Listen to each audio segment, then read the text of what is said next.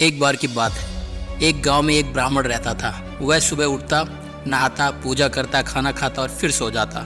उसके पास किसी भी चीज की कमी नहीं थी। एक बड़ा खेत, खाना पकाकर देने वाली एक सुंदर सी पत्नी और 2 बच्चों का अच्छा सा परिवार था। सब कुछ होने के बाद भी ब्राह्मण के घर वाले एक बात से बहुत परेशान थे। वह बात यह थी कि ब्राह्मण बहुत आलसी था। वह कोई भी काम खुद नहीं करता और दिन भर सोता रहता था।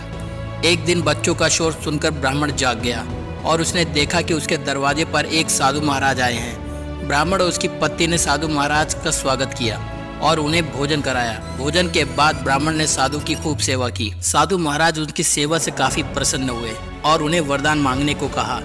ब्राह्मण ने वरदान मांगा कि मुझे कोई भी काम न करना पड़े, मेरी जगह कोई और मेरा काम कर दे। तब साधु उसे वरदान में एक जिन देते हैं और साथ ही यह भी कहते हैं कि जिन को हमेशा व्यस्त रखना, अगर उसे काम नहीं दिया तो वह तुम्हें खा जाएगा। वरदान पाकर ब्राह्मण मन ही मन बहुत खुश हुआ और साधु को आदर के साथ विदा किया। साधु के जाते ही वह जिन प्रकट हुआ।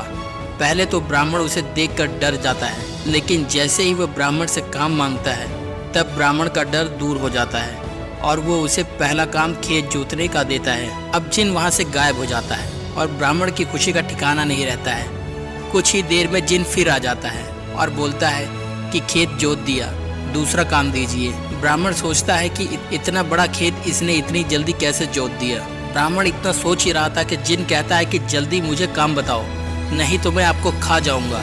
ब्राह्मण डर जाता है और बोलता है कि जाकर खेत में सिंचाई करो। जिन फिर वहां से गायब हो जाता है और थोड़ी देर में फिर आ जाता है। जिन आकर बोलता है कि खेतों की सिंचाई हो गई है, अब आप मुझे अगला काम बताइए। ब्राह्मण एक एक कर सभी काम बताता जाता है और जिन उसे चुटकियों में पूरा कर देता है।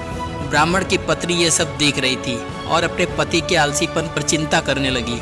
शाम होने के पहले ही जिन सभी काम कर देता था। सब काम करने के बाद जिन ब्राह्मण के पास आ जाता है और बोलता है कि अगला काम बताइए, नहीं तो मैं आपको खा जाऊंगा। अब ब्राह्मण के पास कोई भी काम नहीं बचा जो वह जिन को करने के लिए कह सके और अब उसे चिंता होने लगती है और वह डर जाता है। जब ब्राह्मण की पत्नी अपने पति को डरा हुआ देखती है तो अपने पति को इस संकट से निकालने के बारे में सोचने लगती है। वह ब्राह्मण से कहती है कि स्वामी, अगर आप मुझे वचन देंगे कि आप कभी आलस नहीं करेंगे और अपने सभी काम स्वयं करेंगे तो मैं जिन को काम दे सकती हूँ। इस पर ब्राह्मण सोचता है कि यह पता नहीं क्या काम देगी।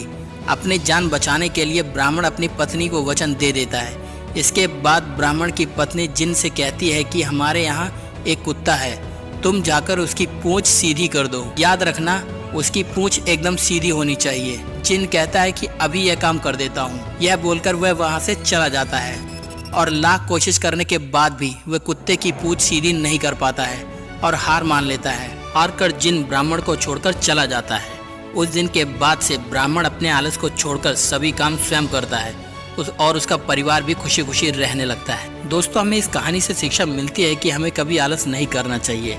आलस करने से हम सब मुसीबत में फंस सकते हैं, इसलिए हमें आलस छोड़कर अपना काम स्वयं करना चाहिए। दोस्तों, अगर आपको कहानी पसंद आई तो वीडियो को लाइक करें और चैनल को सब्सक्राइब करें।